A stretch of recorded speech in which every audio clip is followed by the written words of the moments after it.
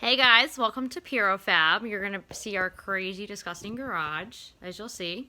Tonight, we're going to work on the turbo that we got from Robert at Force Performance, and Casey's doing something that I don't know. I might be ruining a really expensive turbo to make it fit on the Vega Vichy. We're about to find out. Come on over here. I'm going to try to swap the You camera. might not be able to flip that. Alright, well, we're going to be cool So, like this. Alright, so I'm switching out an Evo 316G for an HTA 68.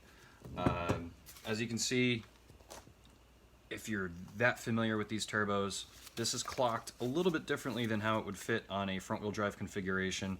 The center housings rotate a little bit, compressor housings rotated a little bit, and on the HTA I unfortunately have to do that as well.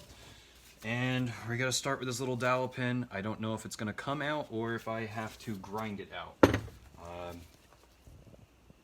Needle nose pliers, we're going to try to pull it out first because I really don't want to take a bench grinder that I have set up on the roof of the Vega because I have no other workspace bench space. I don't have extension cords where I need them. It's a mess here, but this is how Welcome I to do PuroFab. this is how I do my greatest stunts. Ask my wife. So needle nose. Hey, pin came right out. I guess that's the difference between a brand new turbo and a turbo that has 150,000 miles of heat cycles on it and whatnot. So that's ready to go back together.